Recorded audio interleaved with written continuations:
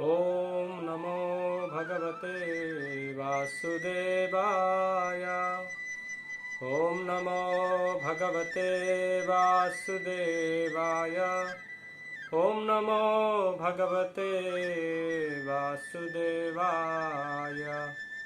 गुरवे गौरचन्द्राय राधिकाय तदालये कृष्णाय कृष्णभक्ताय तद्भक्ताय ते नमः।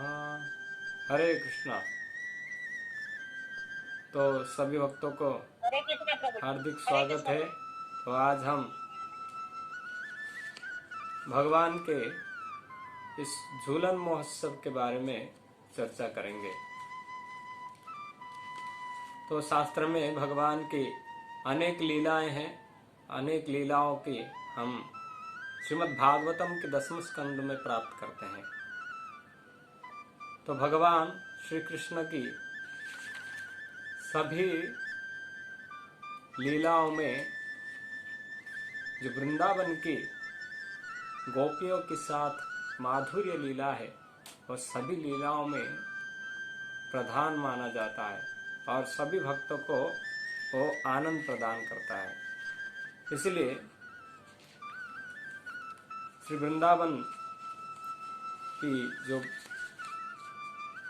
महिमा है वो शास्त्र में सुंदर ढंग से वर्णन किया गया है और बहुत प्रकार से वृंदावन के बारे में बताया जाता है।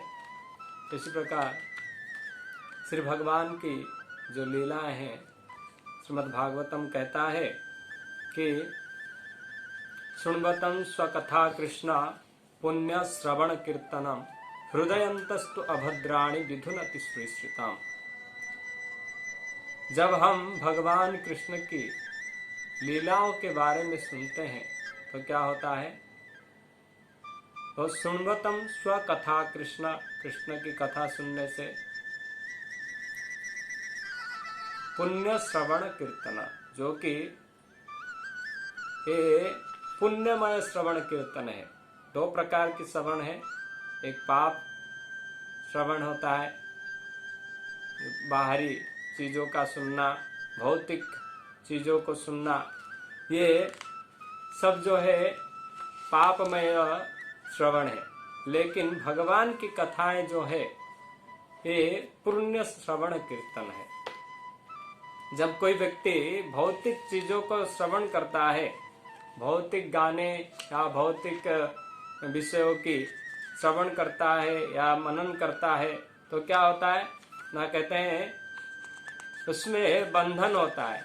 लेकिन जब हम भगवान की भक्त हो या अभक्त हो, कोई भी हो, वह जब भगवान की कथाओं को सुनते हैं तो वो पुण्य उत्पन्न होता है। और कहते हैं हृदयंतस्तु अभद्राणि विधुनति श्रुताम, कि हृदय में जो अभद्र है, काम क्रोध मोह मद मत्सर्य, इससे जो अनेक प्रकार के हमारे हृदय में कलमश है वो क्या है, धुल जाता है, वो नष्ट हो जाता है। हृदयंतस्तु अभद्राणि विधुनति, ये जल के खाक हो जाता है। श्रुताम, केवल भगवान की कथा सुनने से। तो इसलिए भगवान की कथाएं जो अत्यंत महत्वपूर्ण है। तो श्रीमद् भागवतम अलग अलग शास्त्र में भगवान के लीलाओं के बारे में वर्णन है। और खास करके भगवद गीता में भगवान की इस धराधाम में आने का प्रयोजन के बारे में भगवान कहते हैं परित्राणाय साधुनम विनाशाय च दुष्कृतम धर्म संस्थापनार्थाय संभवामि युगे युगे, के भगवान कहते हैं अपने साधु भक्तों की रक्षा के लिए परित्राणाय साधनम और दुष्टों की विनाश के लिए विनाशाय च दुष्कृतम, और कहते हैं धर्म संस्थापनार्थाय संभवामि युगे युगे। तो आचार्य लोग कहते हैं ये वास्तव में ये भगवत गीता की जो कारण बताए ये तो गौण कारण है। भगवान धराधाम में धर्म की स्थापना करने के लिए उनके आने की जरूरत नहीं है। उनकी इच्छा मात्र से या उनके कोई अवतार या उनके कोई शक्ति के माध्यम से वो धर्म का स्थापन कर सकते हैं और असुरों का भी विनाश कर सकते हैं। लेकिन वो अपने भक्तों की रक्षा के लिए परित्राणाय साधूनाम, भक्तों जो है भगवान को इतने प्रिय है कि भगवान स्वयं उनके रक्षा के लिए आते हैं और स्वयं भगवान उनको आनंद प्रदान करने के लिए आते हैं इस धराधाम पे। इसलिए शास्त्र कहता है कि अनुग्रहाय भक्तायाम मनुष्य तनुमाश्रितम भजते तादृशा क्रीड़ा जो श्रुत्वा तत्परम भवे। ये कहते अनुग्रहाय भक्तानाम, कि अपने भक्तों के ऊपर अनुग्रह करके कृपा करके भगवान इस धराधाम पर आते हैं। और मनुष्य तनुमाश्रितम भजन्ते तादृशा क्रीड़ा, कि मनुष्य रूपी शरीर धारण करके आते हैं और मनुष्य जैसे ही लीला करते हैं जिससे भक्त लोग को आनंद है। भक्त के एक दृष्टि से आनंद के विधान के लिए, प्रीति विधान के लिए भी भगवान इस धराधाम पे आते हैं। और भगवान स्वयं कृष्ण हर युग में नहीं आते हैं। शास्त्र कहता है कि ब्रह्मा के एक दिन में 14 मनु आते हैं, 14 मनवंतर होता है। और भगवान उस मनवंतर में एक मनवंतर में अनेक अवतार होता है। भगवान अनेक युगों में उससे एक मनवंतर में 72 चतुर्युग आता है। और उस 72 चतुर्युग में भगवान के अनेक अवतार होता है। लेकिन कृष्ण जो है हर एक चतुर्युग में स्वयं नहीं आते हैं।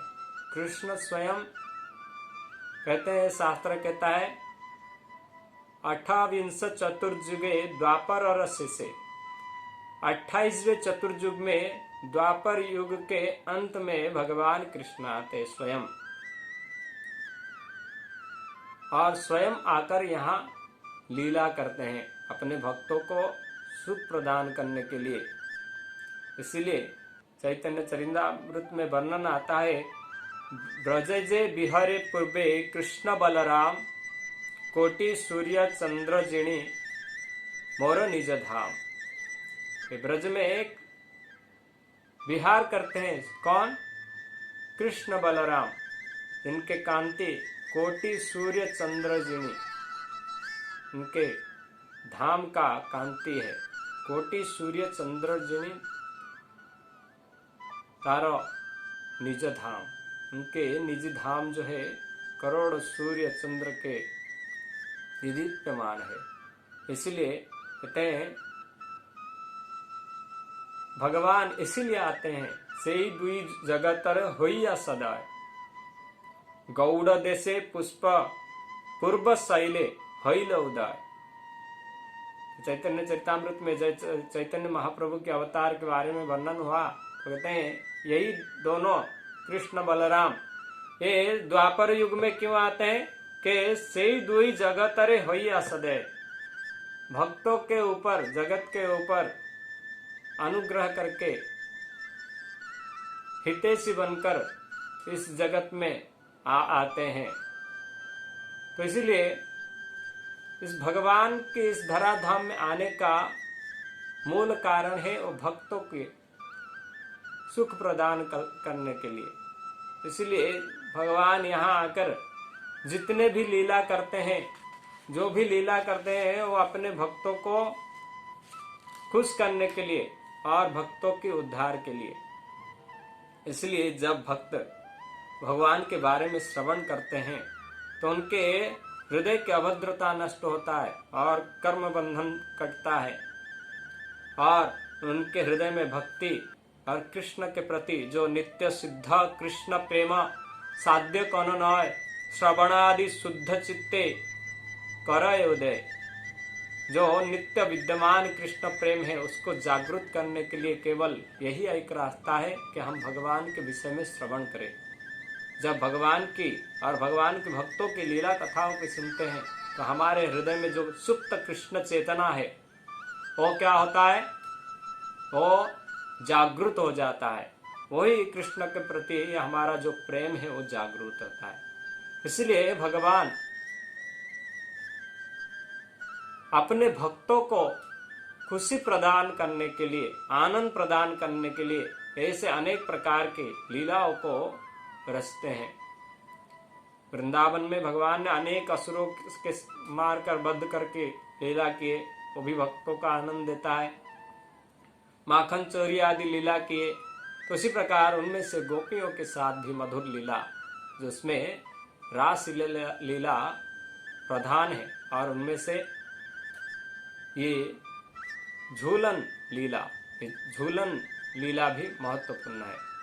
तो भगवान कृष्ण इस धराधाम में रहते अनेक समय, अनेक महीने में, अलग अलग मास में झूलन का ये उत्सव को पालन किए। तो इस सावन महीने में भी भगवान झूलन यात्रा किए हैं, और शास्त्र में फाल्गुन मास में पूर्णिमा तिथि में भी भगवान लीला किए हैं। तो उस लीलाओं, फाल्गुन महीने की लीला और फाल्गुन महीना का जो पूर्णिमा होता है, जो हम इस्कॉन में गौर पूर्णिमा के नाम से प्रसिद्ध है, उसे हम बड़े धूमधाम से चैतन्य महाप्रभु की जन्मोत्सव को पालन करते हैं। लेकिन आज भी उड़ीसा और बंगाल में इस गौर पूर्णिमा को दोल पूर्णिमा कहते हैं, और इसको दोल पूर्णिमा को होली के नेक्स्ट दिन इस दोल उत्सव को मनाते हैं। दोल यानी झूला। उड़िया और बंगाली भक्त झूले को दोली कहते हैं या दोड़ कहते हैं। तो इसी प्रकार ये दोड़ उत्सव है। तो आज भी उड़ीसा में प्राचीन मंदिर में, बंगाल के प्राचीन मंदिर में आज भी झूलन उत्सव फाल्गुन महीने में होता है। और खास करके जगन्नाथपुरी में भी जगन्नाथ जी का झूलन यात्रा होता है, उनके लिए स्पेशल झूला बनता है। आज भी झूलन मंडप है उनका, भगवान का अनेक अनेक वेदी है। तो जैसे रत्न वेदी है, अनवसर वेदी है, जब भगवान बुखार में जाते हैं तो अनवसर वेदी होता है, तो वहाँ रहते हैं। तो इसी प्रकार स्नान वेदी, स्नान मंडप कहा जाता है इसको। हाँ, और मुक्ति मंडप है, और वही मुक्ति मंडप को झूलन मंडप भी कहा जाता है। वहाँ जगन्नाथ जी का आज भी झूलन होता है। तो ये भगवान कृष्ण जब इस धराधाम में थे, अलग अलग ऋतुओं में, अलग अलग महीने में रास रचाए, झूलन लीला किए। इसी प्रकार झूलन लीला का शास्त्र में वर्णन मिलता है। खास करके आनंद वृंदावन चंपू नामक ग्रंथ श्रीपाद कविकर्णपुर गोस्वामी जी के विरचित ये ग्रंथ है। इस ग्रंथ के अंतिम अध्याय में कविकर्णपुर जब इस झूलन उत्सव को वर्णन करते हैं, भगवान के इस झूले की जो उत्सव है इसके बारे में वो वर्णन करते हैं। और वहाँ वो सुंदर तरीका से झूलन महोत्सव का वर्णन करते हुए वो लिखते हैं कि वृंदावन में जो जमुना के तटवर्ती जंगलों में एक विस्तीर्ण जगह है, और उस जगह में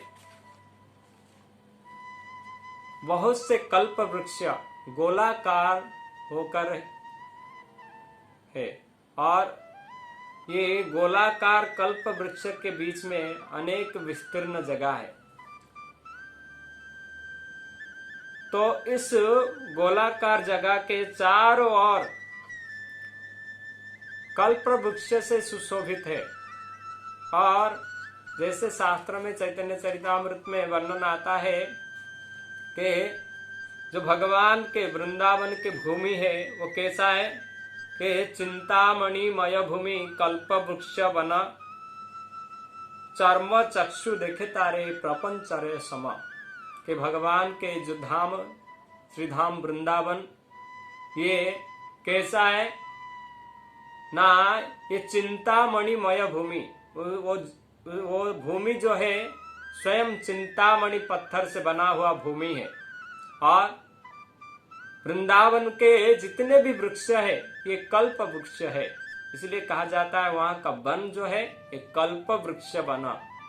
लेकिन हम बद्ध जीव हम उसको कैसे देखते हैं, इस चर्म चक्षु से। चर्म चक्षु देखे तारे प्रपंच रसम। हमें ऐसे जैसे बॉम्बे के पेड़ पौधे हैं या अन्य कहीं अन्यत्र कहीं पेड़ पौधे हैं जैसे दिखते हैं ऐसे ही हमको लगते हैं।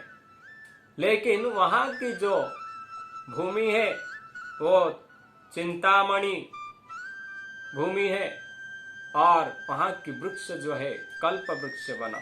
तो इसके बारे में भी ब्रह्मा जी कहते हैं चिंतामणि प्रखर सद्म सुकल्प वृक्ष लक्ष्यावृतेषु सुरभीर विपालयन्तम् लक्ष्मी सहस्र शत संभ्रम सेभ्यमानम् गोविंदमादि पुरुषम तमहं भजामि। तो इसी प्रकार जब आनंद वृंदावन चंपू में कवि कर्णपुर जब लिखे, उन्होंने पहले इस झूलन लीला को वर्णन करते हुए कहते हैं कि विस्तीर्ण ये ब्रजभूमि में ये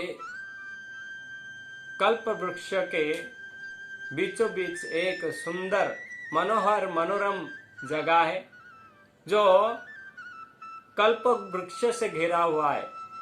और सभी कल्प वृक्ष मानो ऐसा है कि एक साथ बोया गया है और सभी का हाइट, सभी का उच्चता और सभी का जो विस्तार है सभी का समावेश से एक जैसा प्रतीत होता है। ये सभी एक साथ गोलाकार में विस्तीर्ण रूप से खड़े हुए हैं और सभी का डाली एक दूसरे के साथ जुड़ा हुआ है और मानो ऐसा लग रहा है कि वो इंद्र नीलमणि के प्राचीर यानी दीवार से बना हो।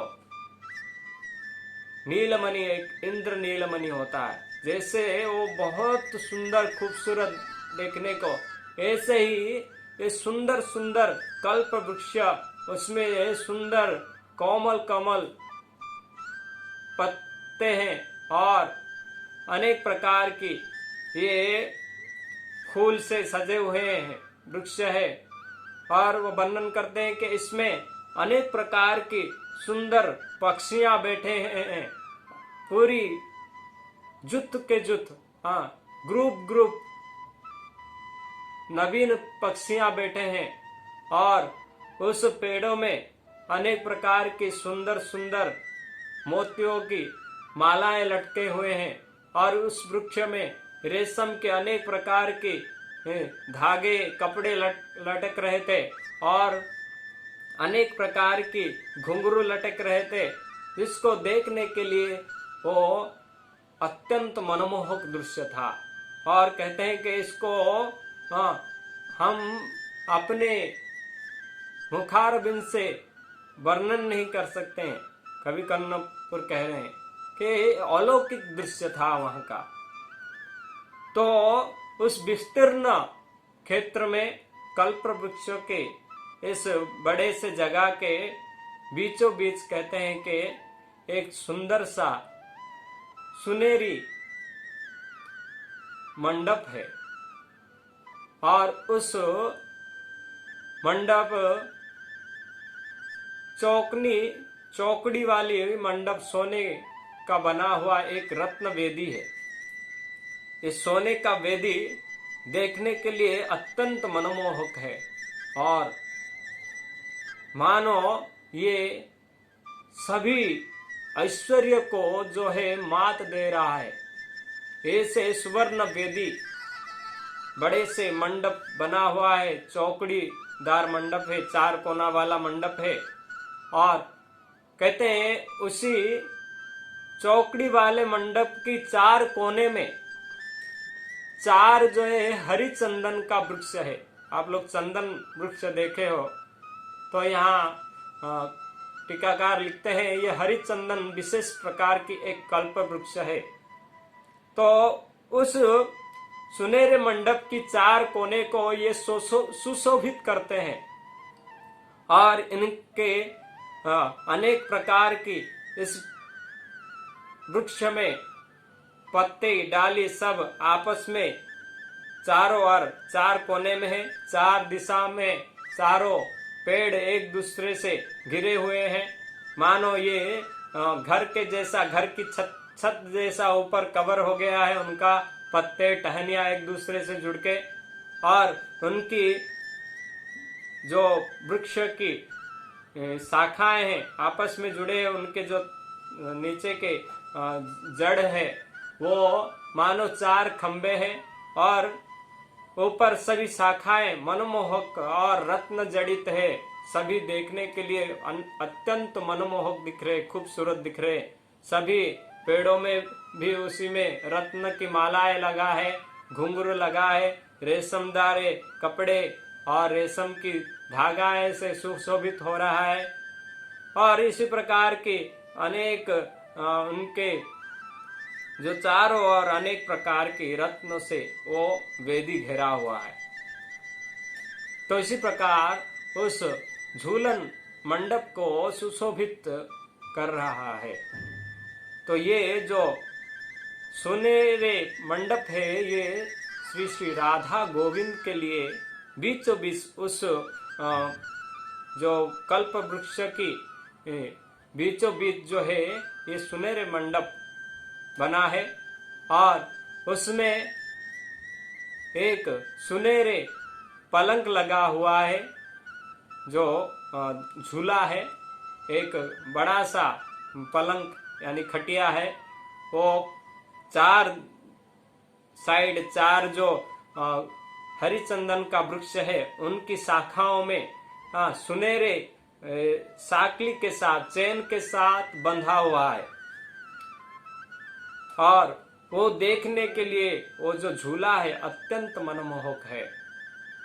और इसी प्रकार श्री राधा गोविंद का ये झूला बना हुआ है। तो इसी प्रकार उसे कल जो सुनहरा मंडप है, सुनहरा मंडप के 4 दिशा में 4 द्वार है, पूर्व, पश्चिम, उत्तर, दक्षिण। चारों दिशा में ये 4 द्वार है। तो ऐसा प्रतीत होता है जब वहां के जितने भी कहते हैं कि दिग लक्ष्मियां है, हर दिग का एक एक लक्ष्मी होते हैं।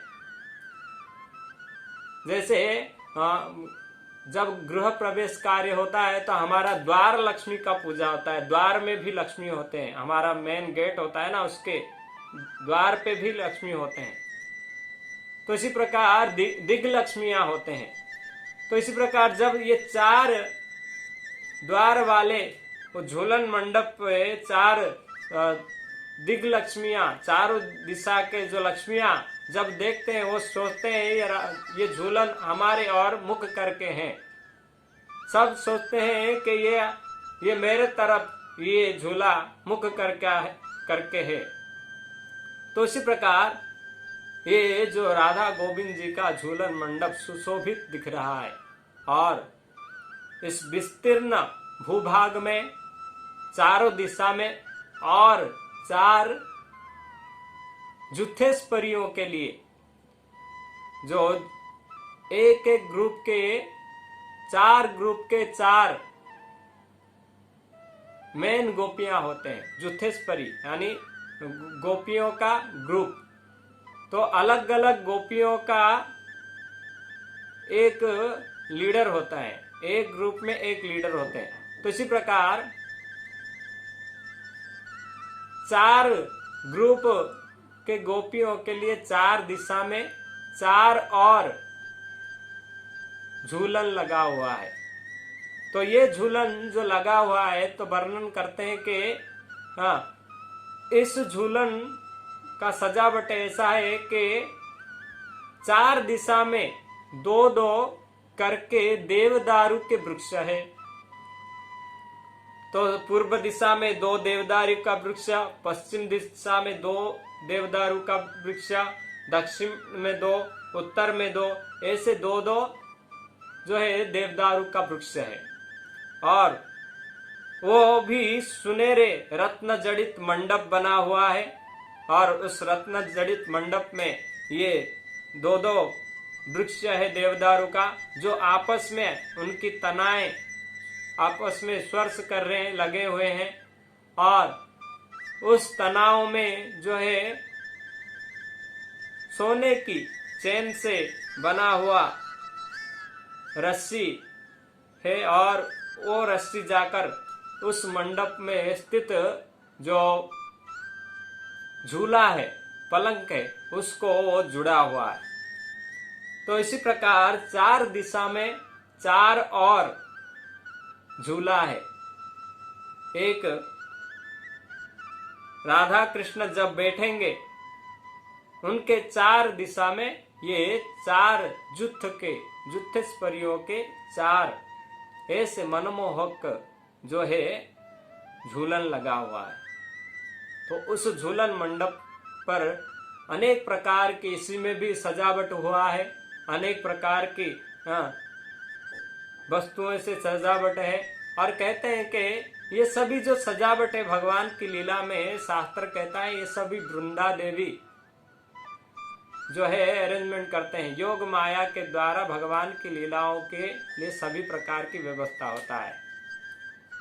तो जब ऐसे इंद्रनील मणि पाचिर के समान कल्प वृक्ष से घेरे हुए ये भूभाग में ऐसे झूलन मंडप लग गया, सजाया गया था। तो उसी समय देवताओं ने उसी जगह ऊपर जो है एक सुनहरे जालीदार एक छत बना दिए, और जिसे चांदुआ कहते हैं। और ऐसे सुंदरता से वो सुशोभित था। उस सुनहरे जालीदार जो पर ऊपर पर्दा लगाया गया था, उसी में अनेक प्रकार की सुनहरे रत्न जड़ित सब वस्तुएं लटक रहे थे। मोतियों के माला लटक रहे थे, पुष्प के अनेक पुष्प की माला लटक रहे थे, अनेक प्रकार की रेशम वस्त्र लटक रहे थे, और सफेद चामर लटक रहे थे। और मानो ऐसे प्रतीत हो रहा था एक जो जिस प्रकार तालाब के अंदर जब हंस होते हैं, सफेद हंस जैसे दिखते हैं, जब उड़ के जाते हैं, जब जैसे मनमोहक दृश्य होता है, वैसे ही जब इस जालीदार सुनहरे जालीदार पर्दे में, चंदुआ में जब ये वस्तुएं लगे थे, और उसमें जब चामर लटक रहा था जो कि बहुत सफेद रंग का था, मानो वो भी ऐसे लग रहा था कि आकाश में जैसे हंस उड़ रहे हैं। तो इसी प्रकार वो जगह सुशोभित था। और अनेक जब ऐसे जगह भगवान राधा गोविंद के झूलन के लिए तैयार था, उसी समय अनेक प्रकार की दर्शक आए। ड्रामा हो रहा है, अगर उस ड्रामा को, उस नृत्य नाटिका को कोई दर्शक नहीं हो तो कैसा होगा। जैसे हम प्रवचन करते हैं और प्रवचन में सुनने वाला नहीं हो, तो प्रवचन देने वाला निराश हो जाता है। तो इसी प्रकार अगर नाट्यकार के सामने अगर दर्शक ही ना हो तो उस नाटक का मजा नहीं आएगा। इसलिए वहां दर्शक, अनेक दर्शक आए। तो दर्शक कौन थे? ना वृंदावन की सभी पक्षियां और सभी हिरण आदि मनमोहकदार पशुएं वहां एकत्रित हुए। और कहा जाता है कोयल, तोता, मैना सब वहां सुखसारी आकर उस कल्प वृक्ष के हर एक डाली में झुंड का झुंड बैठने लगे और पूरी तरह से खचाखच वो स्थान भर गया था। सब भगवान की झूलन को देखने आए थे। और पूर्णिमा का रात था, पूर्ण चंद्र प्रकाशित हो रहा था और पूर्ण चंद्र की रोशनी पूरे जमीन पे गिर रहा था। और उस रोशनी से जमीन का जो रेती है, मानो ऐसा लग रहा था कोई वहां चावल, सफेद चावल और सफेद तिल को बिछा दिया है। और वहां ऐसे दृश्य देखकर वहां एकत्रित जो हिरण है वो सोच रहे थे ये चावल और तिल है। ये सोचकर जब वो खाने के लिए अपना मुंह जमीन के ओर लेते थे, वो इसी कारण उनके मुंह में आघात लग जाता था, क्योंकि वो तो ऐसा प्रतीत हो रहा था कि ये चावल और सफेद तिल का दाना है, लेकिन वो तो चंद्रमा की सुशोभित पूर्णिमा रात की रोशनी से वो ऐसे प्रतीत हो रहा था। तो इसी प्रकार वो जगह अत्यंत मनोजोग से सुशोभित हो रहा था। वो ऐसे वर्णन करने में हम असमर्थ है। उसको वर्णन हम नहीं कर सकते हैं कि उस स्थान का दृश्य क्या था। और कहा जाता है पशु पक्षी तो वहां की दृष्टा बने हुए थे, दर्शक थे। जैसे आज भी गांव में आप देखे होंगे, शहर में तो देखने को नहीं मिलता है। गांव में जब जाओगे, गांव में कोई ड्रामा पार्टी आता है या कोई नाटक या कुछ होता है, तो बच्चे लोग क्या करते हैं, पहले से जाकर अपना जगह चुन के बैठ जाते हैं कि यहाँ बैठ के मैं अच्छा से देख पाऊंगा। तो ऐसे ही भगवान राधा गोविंद की इस झूलन लीला को देखने के लिए अनेक प्रकार के पशु पक्षी जो है उस स्थान को घेर कर अपना अपना जगह पकड़ कर बैठ गए थे झूलन यात्रा देखने के लिए। और कहते हैं कि स्वर्ग में भी देवता, अप्सरा, गंधर्व, किन्नर, सभी विद्याधर, चाणर सभी एकत्रित हुए थे। सभी उसी क्षेत्र को घेर कर अपने अपना जगह लेकर बैठे थे कि भगवान राधा गोविंद जी की झूलन का दर्शन करेंगे। और सभी अपना अपने हिसाब से वाद्य यंत्र लेके आए थे भगवान के स्वागत के लिए। उसी समय उस कोलाहल नाद पूरी मधुर ध्वनि से उस जगह को सुशोभित हो रहे थे और देवता उस जगह में मनोजोग से भगवान की इस लीलाओं को देखने के लिए इंतजार कर रहे थे। तो सभी ऐसे मंत्रमुग्ध होकर उस स्थान पे बैठे थे और भगवान के गुणगान करके कीर्तन कर रहे थे अपने अपने वाद्य यंत्र के माध्यम से। और कोयल की कुहू और तोता मैना की सुरीली आवाज और मोर की सुरीली आवाज वहां उस जगह को गुंजायमान कर रहा था। तो इसी प्रकार उस झूलन स्थली के बारे में कवि कर्णपुर अत्यंत मनोजोग से वो वर्णन किए हैं, लेकिन हम उसका संक्षिप्त में ही कुछ वर्णन किए। तो जब ऐसे उस झूलन स्थली का दृश्य था और वहां की जो दर्शक थे उस झूलन यात्रा को देखने के लिए दर्शन भी आ गए, तो उसी समय इतने में उस स्थान में गोपियों का प्रवेश होता है। तो अनेक गोपियां उस जगह पे आती हैं जो सभी मृगनयनी है। आप देखे होंगे जो हिरण है, जो मृग है, उसका नेत्र कितना सुंदर होता है, कितना मनोहर होता है। कोई भी कितना भी कठोर हृदय वाला व्यक्ति क्यों ना हो, हिरण को देख के उसका मन द्रवीभूत हो जाता है, उसकी सुंदरता को मन मोहित कर लेता है। इतने सुंदर है हिरण।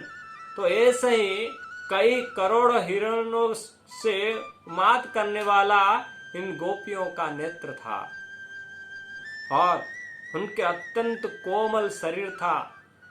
और आचार्य वर्णन करते हैं कि वो इतने सुंदर थे, मानो वैकुंठ की लक्ष्मियां भी उनके सामने तुच्छ दिख रहे थे।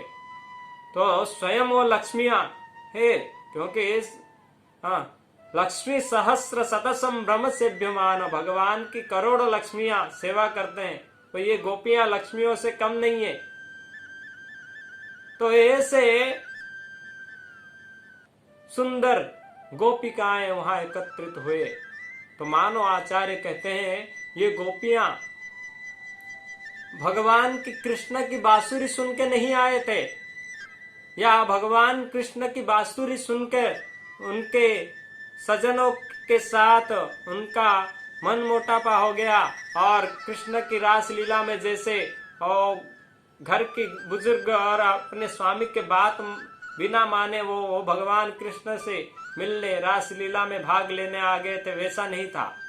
ये तो स्वयं मानो वो कल्प वृक्ष से निकल कर आए थे। और कहते हैं कि उसी जो वृंदावन की जो चिंतामणिमय भूमि है वहां से ही वो प्रकट हो गए थे, ऐसा लग रहा था। और सभी सहस्र गोपिकाएं वहां एकत्रित हुए, मृगनयनी, और सुंदरता की कहने में हम असमर्थ थे, उनका क्या सुंदरता था। और कहते हैं लाल लाल कलर की वो लहंगा पहने थे और ऊपरी अंग वस्त्र भी उनके शरीर में को शोभायमान था। उनकी कटी देश अत्यंत मनोहर था, उनकी छाती देश अनेक सुशोभित दिख रहा था, उनके कमर में कमरबंध था और अनेक प्रकार की रत्नों से गहनों से वो सुशोभित दिख रहे थे। और इतने में उनके शरीर के ऊपर उनकी छाती से होकर एक सुंदर कोमल वस्त्र जो है अपने उनके पैरों की गंटली तक गिर रहा था। ये गोपियों का ड्रेस आप लोग देखे हो किस प्रकार लहंगा होता है, उसमें पतले जालीदार चुनरी होता है, वैसे ही गोपियां अपने आप को सजाकर सुशोभित करके उसी जगह पे आए। और उस जगह पे आकर उन्होंने उस मनोहर और अत्यंत दिव्य स्थान में एकत्रित हुए। और सभी के हाथ में मानो वो युद्ध करने के लिए आए हैं, काम युद्ध करने आए हैं कृष्ण के साथ। इसलिए वो अपने अपने हाथों में धनुष लेके आए थे, पुष्प के धनुष, और उनके हाथों में पुष्प बाण था। जैसे कामदेव अपने काम बाण से लोगों को मोहित करते हैं, उसी प्रकार ये गोपियां कृष्ण के साथ ये काम युद्ध करने के लिए, कृष्ण के मन को मोहने के लिए अपने अपने हाथों में ये पुष्प बाण और धनुष लाए थे। और कुछ कुछ गोपियां, क्योंकि होली का पर्व होने वाला था, तो इसलिए अपने जो कमर में सोने का कमर बंद बांधे थे कटी में, उस कटी में अनेक प्रकार की गुलाल, सिंदूर और अनेक पुष्प की बना हुआ रंग लेके आए थे और अनेक प्रकार की वो सुगंधित द्रव्य लेके आए थे। और अगुर, चंदन का पाउडर, कर्पूर का पाउडर, सब वो पाउडर एक एक जो है कपड़े के जो थैली में लपेट कर बांध कर अपने सभी कमर में बांधे थे। तो आचार्य लिखते हैं कि मानो वो सभी अपने कमर में प्रेम धन लेके आए हैं, जिससे कृष्ण नीलमणि, कृष्ण रूपी मणि को खरीदने के लिए सब अपने अपने कमर में मानो वो धन एकत्रित करके रखे हैं। तो सभी अपने अपने गोपियां अपने अपने कमर में अलग अलग गुलाल, अबीर, अनेक प्रकार की पुष्प की बने हुए रंग और अनेक प्रकार की सुगंधित द्रव्य, अगूर, चंदन और कर्पूर की चूर्ण पाउडर, ये सब अपने अपने साथ में लेके आए थे। और कहते हैं कुछ गोपियां जो है वो सभी हाथों में सोने से बना हुआ पिचकारी भी अपने हाथ में रखे थे, कमर में लटक रहा था उनका। और इसी प्रकार वो अत्यंत शोभायमान दिख रहा था। और कुछ गोपियों के हाथ में अनेक प्रकार की कलर की बॉल थे और किसी के हाथ में बॉक्स बना था। हाँ, जैसे लाख होता है ना, कुछ लाख से बना हुआ बॉल था। वो लाख जो है बहुत पतला लाख था, उसके अंदर सभी प्रकार की अलग अलग गोपियां, किसी गोपियों ने उस बॉल के अंदर या बॉक्स के अंदर कुछ गुलाल भरे थे, कुछ लोग सिंदूर भरे थे, कुछ अगुर भरे थे और कुछ लोग कस्तूरी के पेस्ट बनाकर उसमें भरकर उसको बॉल जैसा आकार दिए थे, उसके ऊपर लाख लगाकर। और कुछ लोग चंदन से बना हुआ बॉल बना के रखे थे और कुछ तो मानो सुंदर सुंदर पुष्प की कलर से बना हुआ अबीर से बना हुआ बॉल बना के रखे थे और कुछ कर्पूर की पाउडर को अंदर रख के बॉल बनाए थे। सभी अपने अपने हथेली में कुछ लेके आए थे। तो इसी प्रकार अनेक प्रकार की रंग बिरंग के वस्तुएं अपने हाथों में लेके आए थे और सभी वहां आकर वहां के वातावरण अत्यंत सुशोभित, मनोहर और सुगंधित था। उसी क्षेत्र में भी मानो वहां जोग माया ने पूरी तरह से उस जगह को सुशोभित कर रहा है और अत्यंत मनमोहक वहां की सुगंध था। कर्पूर, चंदन, कस्तूरी से उस जगह को छिड़का गया था और पूरी तरह से वो जगह भी अत्यंत मनमोहक और सुगंधित प्रतीत हो रहा था। उसी समय जब ये गोपियां सब एकत्रित हुए, वहां सब जब देखे कि अनेक प्रकार की जो है झूलन बना हुआ है, तो सभी गोपियां बातें करने लगे, झूलन की किस प्रकार बना है व्यवस्था देखने लगे और सब कहने लगे हाँ पहले मैं बैठूंगी, कोई कहा पहले मैं बैठूंगी। वह आपस में झूलन में कौन पहले बैठेगा इसका चर्चा किए। इतने में सब चर्चा कर रहे हैं। तो उसी समय भगवान श्री राधा गोविंद उस झूलन स्थली में प्रवेश करते हैं और जैसे उस स्थान पर भगवान श्री राधा गोविंद जी प्रवेश करते हैं, उनके साथ श्रीमती राधा रानी होते हैं और राधा रानी जो है उनके साथ ही उस स्थान पे प्रवेश करते हैं और वहां कवि कर्णपुर वर्णन करते हैं कैसे भगवान उस स्थान पे प्रवेश किए। तो वो कहते हैं श्री राधिकंसं विनिवेशितं वाम बाहु वंशी विलास तर वाम पाणि चारु प्रकोष्ठो चल कंकोणमन्यदेशं लीला सरोरुह विधुनन लब्ध लक्ष्मी। तो कहते हैं श्रीमती राधा रानी के कंधे के ऊपर भगवान कृष्ण अपने बाम हाथ को रखे हुए और उस बाम हाथ में वो एक बांसुरी पकड़े हुए और उनके कंधों पे हाथ रखकर दूसरे दाहिने हाथ में नील कमल का पुष्प पकड़े हुए और उस कमल के पुष्प को ऐसा घुमाते घुमाते राधा रानी के कंधे पे हाथ रखकर उस क्षेत्र में प्रवेश करते हैं। तो जैसे प्रवेश करते हैं, वहां की जो पक्षियां हैं वो भगवान की स्वागत के लिए जय हो जय हो जय हो, हाँ, राधा गोविंद की जय जयकार करते हैं।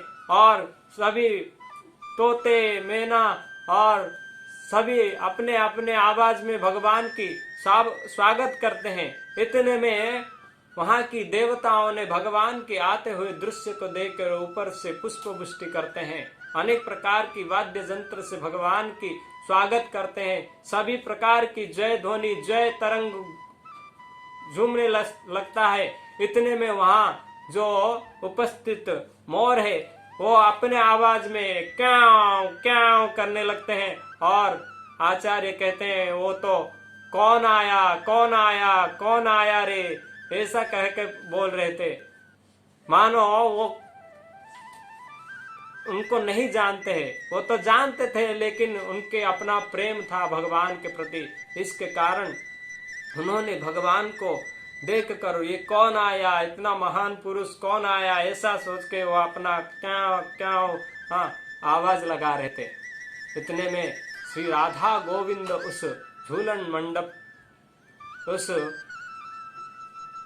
स्थान पर प्रवेश करते हैं और सभी प्रकार के मदमस्त होकर, अनेक, हाँ, मतवाले होकर भगवान जब वहां प्रवेश करते हैं तो वो देखते हैं जो उनके लिए झूलन बना है, वो झूलन वेदी के ऊपर जो पलंग पड़ा है, उस पलंग के ऊपर अत्यंत सुंदर कमल कोमल सा एक सफेद कलर का वस्त्र डाला गया है। जो वस्त्र की आचार्य वर्णन करते हैं वो इतना सफेद है कि चंद्रे कफेन धवलम बलमालकारी पुना पुना नैव नयनवता नयनवता कृता अस्तरम रुचि। कहते हैं चंद्र की जो फेन है, जैसे हम दूध के को मंथते हैं तो दूध में फेन निकलता है, तो आप देखे होंगे दूध जैसा सफेद दिखता है वैसे ही उसका फेन और ज्यादा सफेद दिखता है। तो आचार्य कहते हैं जो वहां झूलन के जो पलंग के ऊपर, झूला के ऊपर जो सफेद कलर का कोमल पत्ता डाला गया, कपड़ा डाला गया था, वो भी मानो ऐसे ही उस कोट चंद्र को भी मात करने वाला था। जैसे चंद्र को ही मंथन करके जो सफेदी निकलता है वैसे ही ये सफेद दिव्य दिख रहा था। तो मानो ये अनेक सुंदर है। और कहते हैं कि उस जो खटिया झूलन है, पलंग है, उस पलंग के ऊपर अनेक प्रकार की तकिया लगा हुआ था जो कोमल से कपड़े से आबद्ध था और कोमल से जो कपड़ा के ऊपर अनेक प्रकार की सुशोभित कारीगरी किया गया था, देखने के लिए अत्यंत मनोजोग दिख रहा था। तो उसी समय श्री श्री राधा गोविंद प्रविष्ट होते हैं और वहां जाकर उस झूलन स्थान पर जाकर झूलन में बैठते हैं। और इधर जो जुथेश्वरियां हैं अपने अपने झूलन में भी बैठते हैं। उनका भी झूला अत्यंत सुंदर दिख रहा था और उसी झूले के ऊपर भी ऐसे चंद्र फेन धवला वाले सफेद कलर का कपड़ा बिछा हुआ था, अनेक मखमली तकिए भी बिछा हुआ था। उसी में सभी गोपिकाएं वहां अपने जुथेश्वरियों के साथ चार दिशा में जो चार झूला लगा था उसमें उपस्थित होते हैं। और उस जो भगवान की झूला है, उस झूला में चार दिशा में चार रस्सी लगा हुआ है। पूर्व दिशा में रस्सी, पश्चिम में, उत्तर में, दक्षिण में, सब दिशा में सब जुथेश्वरी उन भगवान राधा गोविंद जी की झूला की रस्सी को अपने हाथ में लेके, एक हाथ में लेके वो उस झूले को कभी पूर्व से पश्चिम झूला होता था, कभी उत्तर से दक्षिण झूला होता था। और सभी जो जुथेस परियों को ऐसा लग रहा था मानो वो भगवान राधा गोविंद उनके और ही देख रहे हैं। सभी भगवान को देखकर, निहार कर वो मंत्र मुग्ध हो रहे थे, भगवान को देखकर प्रसन्न हो रहे थे और एक हाथ में भगवान को झुलाने के लिए रस्सी पकड़े थे। और उसी समय श्री वृंदा देवी आती है और अपने हाथों में अत्यंत सुंदर रत्न जड़ित आरती लेकर आते हैं। और जब श्री राधा गोविंद झूले पे बैठ जाते हैं, उनकी मनोजोग से आरती करने लगते हैं और आरती खत्म होता है। उसके बाद भगवान की झूलन शुरू होता है, झूला झुलाया जाता है। सभी जुतेश्वरी गोपियां उस झूलन को अपने हाथ में झूलन की रस्सी पकड़े हुए, तो आचार्य वर्णन करते हैं तो कौन से गोपियों का युद्ध कौन से दिशा में बैठे हुए हैं, तो कहते हैं चंद्रावली प्रभृतया पुरते मुरारे भद्रादय परिजने सह दक्षिणे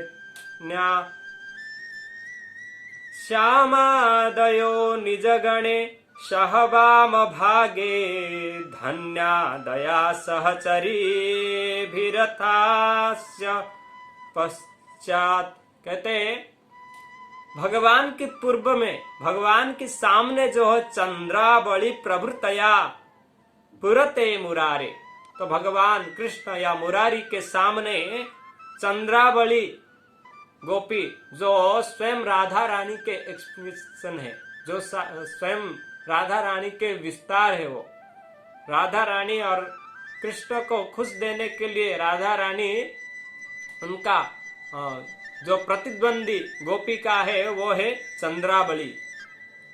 इनमें हमेशा स्पर्धा चलता है। तो भगवान राधा गोविंद के सामने पूर्व दिशा में जो है चंद्रावली और उनके ग्रुप है। और कहते हैं भद्रादयो परिजन सह दक्षिणे यान के भद्रा नामक जो गोपियां हैं उनके जुथ के साथ, ग्रुप के साथ वो दक्षिण में अपने झूले पे बैठे हैं। और श्यामादयो निज गणेश सहबाब भागे, श्यामा नामक गोपियां अपने ग्रुप के साथ वो भगवान की बाएं ओर है।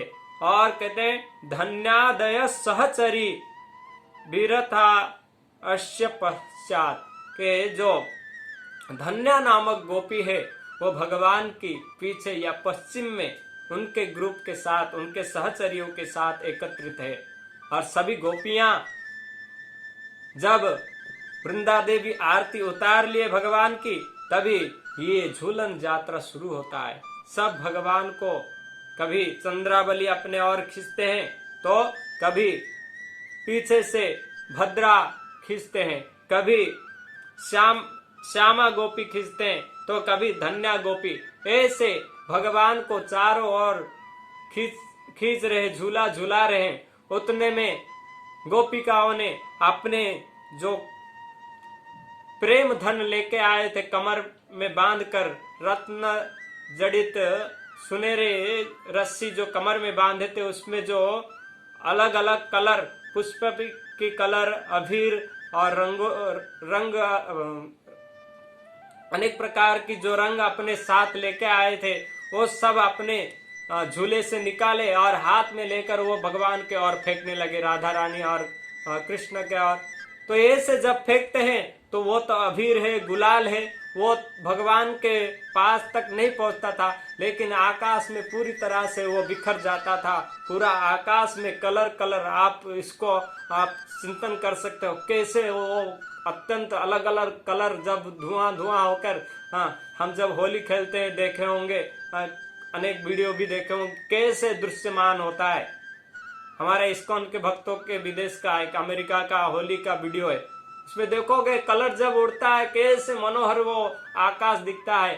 तो कुछ नहीं दिख रहा था, तो मानो देवता उस अबीर के कारण जब गुलाल उड़ रहा है, गुलाल सब बिखर रहा है, सभी प्रकार के कलर जब अत्यंत शोभायमान दिख रहा है, उसी समय ये देख रहे स्वर्ग के अप्सराएं, स्वर्ग की देवी देवता, गंधर्व, चंद्र सभी तो अपना वाद्य बजा रहे थे, कीर्तन कर रहे थे, लेकिन उनको दिखाई नहीं दिया भगवान की झूलन कैसे हो रहा है, झूला कैसे झूल रहे भगवान।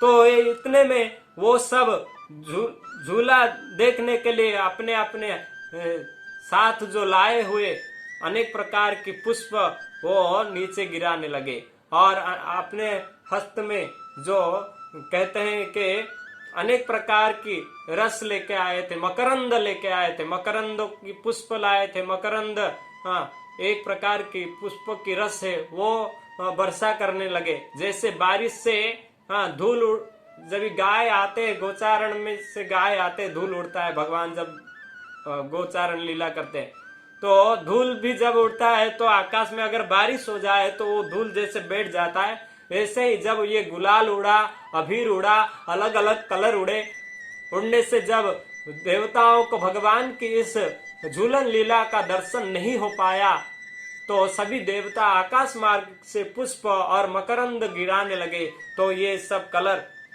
नीचे बैठ गए। तभी वो फिर से भगवान की झूलन लीला को देख रहे, तो गोपियां जब अपना अपना कलर जब भगवान के और फेंक रहे थे, जब उनको लगा कि ये तो भगवान तक नहीं पहुंच रहे, तो क्या किए, अपने साथ लाए हुए जो अनेक प्रकार का गोला था, तो जब गोला था कलर का, वो सब अपने हाथ में लेकर वो मारने लगे।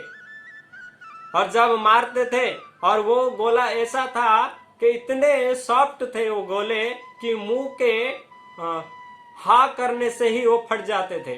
तो इतने में कभी कभी जब मारते थे तो राधा रानी के भी, जो राधा गोविंद जी के भी कुछ गोपियां उनके चारों ओर थे, जैसे कि ये कलर गुलाल कृष्ण तक ना पहुंचे, इसलिए वो चारों ओर कृष्ण को घेर के थे। तो ये वो चाह रहे थे कि ये कृष्ण के और ना जाए, श्याम सुंदर को ये कलर स्पर्श न करे, ये गोली स्पर्श न करे। तो इसलिए वो जब गोपियां इधर से फेंकते थे गोला तो कभी कभी वो अपने हाथ में पकड़ लेते थे, कभी कभी कोई कलर का गोला जाके उनके शरीर में लगता था तो शरीर से वो फटकर पूरा उनका शरीर जो है, मुखमंडल है, अनेक प्रकार के कलों रंगों से विभूषित हो जाता था। इस प्रकार मनोजोग से वो झूलन लीला में, और होली का लीला भी चल रहा है, कलर लीला भी चल रहा है, ऐसे होली भी खेल रहे और झूला झूल रहे हैं। तो इतने में सब तो इस साइड के चंद्रावली और भद्रा, श्यामा, धन्या, इन गोपियों के जो दल थे, जब कृष्ण तक वो गोला भी नहीं पहुंचता था तो निराश हो जाते थे, ये तो क्या हो गया, हम युद्ध में पराजित हो रहे करके एक एक गोला छोड़ने के बदले वो सब एक साथ और अनेक गोला एक साथ फेंक देते थे। तो कृष्ण के साथ जो रहने वाले गोपियां हैं वो कुछ कुछ गोला तो ऐसे पकड़ लेते थे, और इतना गोला एक साथ आए तो कैसे पकड़ेंगे। तो इसलिए वो क्या होता था, कुछ कुछ गोला जाके राधा कृष्ण को लगता था, और जब लगता था वो भी फटकर कृष्ण के मुखमंडल पर, राधा की रानी के मुखमंडल पर वो उस चंदन, गुलाल, अबीर और कस्तूरी के पेस्ट, चंदन के पेस्ट कृष्ण को लगकर, राधा रानी को लगकर वो बहने लगता था। उनको भी श्याम सुंदर के मुख को अत्यंत शोभायमान कर रहा था। तो इसी में राधा रानी कृष्ण की मुख को देखकर हंसते थे और अपने हाथों में कृष्ण की मुख को जो चंदन और कस्तूरी लगा हुआ है, जो पेस्ट, वो उसको साफ करते थे। इस प्रकार से उनकी लीला बारंबार अनेक समय तक चला। तो भगवान देखे कृष्ण ये लोग इतना मार रहे, कलर मार रहे, इतने में भगवान कृष्ण अधर्य हो गए और वो भी अपने झूला को इतना तेज से झुलाए कि झूल कर उनके और बढ़ने लगे, और ये भी अपने हाथ में कलर लेके सभी गोपियों को रंग देते थे। जब कभी पूर्व में जाकर चंद्रावली के ग्रुप में सभी गोपियों को कलर लगा देते थे, तो कभी पश्चिम में जाकर वहाँ भद्रा गोपी के सभी जो गोपियां हैं उनको कलर लगा देते थे, तो कभी श्यामा गोपियों के और वाम दिशा में जाकर लगा देते थे, तो कभी धन्या गोपी के पास जाकर कलर लगा देते थे। ऐसे कलर चलता था और झूला भी चल रहा था। ऐसे मनमोहक दृश्य को देवता सभी पक्षियां देख कर जय हो राधा गोविंद जी की जय हो, सर्व गोपियों की जय जयकार कर रहे थे और सभी पक्षियां भी अपना अपना आवाज में भगवान की स्वागत कर रहे थे, भगवान की गुणगान गा रहे थे। इसी प्रकार भगवान की जो लीलाएं हैं, झूलन लीला, इस प्रकार मनोजोग से चलने लगा, कृष्ण को आनंद देने लगा और उसी के साथ साथ सभी गोपियों को भी आनंद देने लगा। तो ये सभी लीलाओं को जो प्रस्तुतिकरण करने वाले कौन है ना, श्री वृंदा देवी, जो कि सभी भगवान की लीलाओं में वो सहायक है। योग माया के रूप में ये सभी लीलाओं को वो उपस्थित करते हैं, वो सभी अरेंजमेंट वही करते हैं। तो ऐसे भगवान की मनोजोग से ये लीलाओं को श्रवण मात्र से, भगवान की कथाओं को, ऐसे लीला रसीले कथाओं को सुनने से भक्त के हृदय का जो अभद्र है वो नष्ट हो जाता है उनकी दर्शन मात्र से। तो ये भगवान की जो भगवान कृष्ण को लीला पुरुषोत्तम कहा गया है, वो अनेक लीला की है भगवान कृष्ण। जैसे भगवान राम मर्यादा पुरुषोत्तम है, वो मर्यादा प्रस्तुत किए, लेकिन भगवान कृष्ण लीला पुरुषोत्तम है, यहाँ धराधाम पे आकर अनेक लीलाएं किए हैं। तो उस लीलाओं के माध्यम से भक्तों को खुशी प्रदान करते हैं, आनंद प्रदान करते हैं। इसी प्रकार भगवान जो है अनेक प्रकार की लीला करके भक्त की मन को, भक्त की हृदय को आनंद प्रदान करते हैं। और इसी प्रकार जो भगवान चैतन्य महाप्रभु है वो प्रेम पुरुषोत्तम है।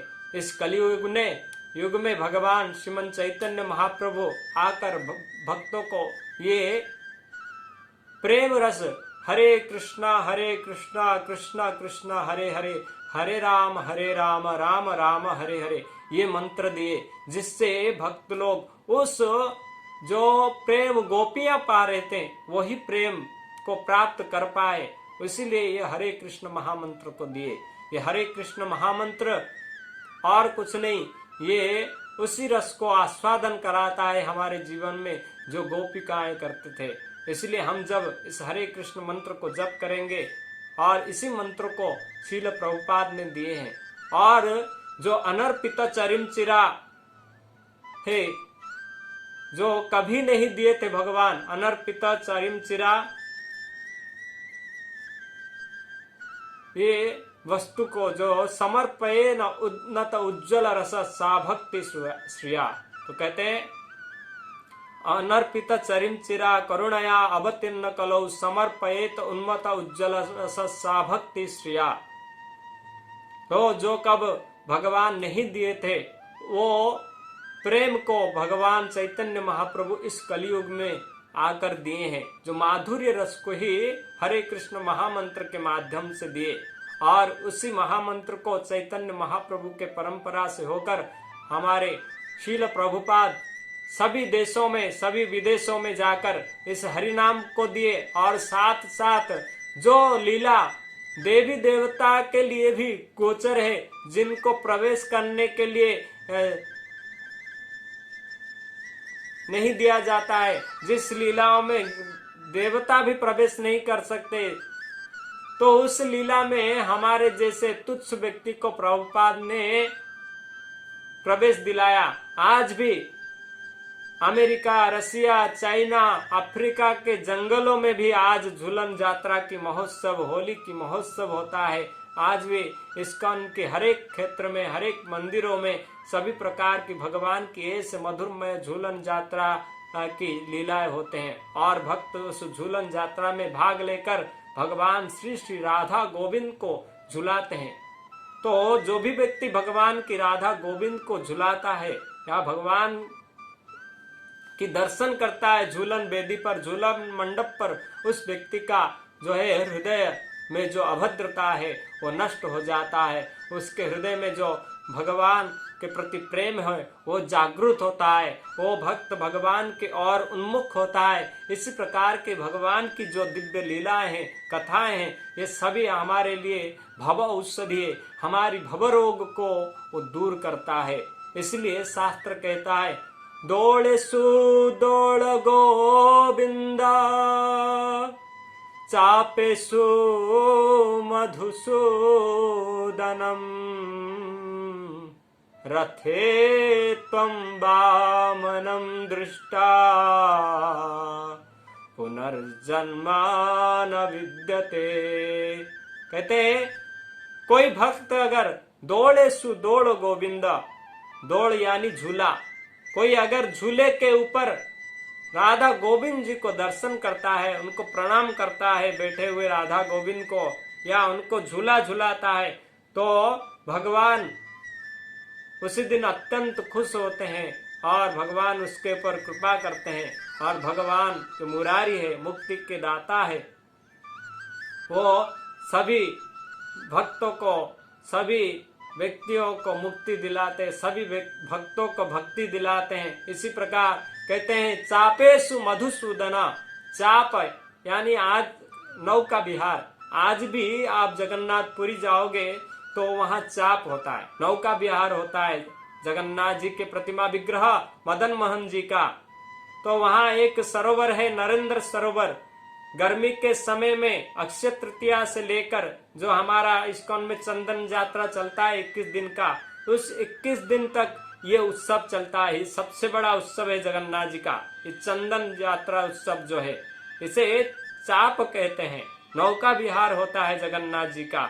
तो आज भी चंदन पुष्करिणी या नरेंद्र पुष्करिणी में आज भी हर साल जगन्नाथ जी का श्री विग्रह जो मदन मोहन जी है उनका चाप होता है।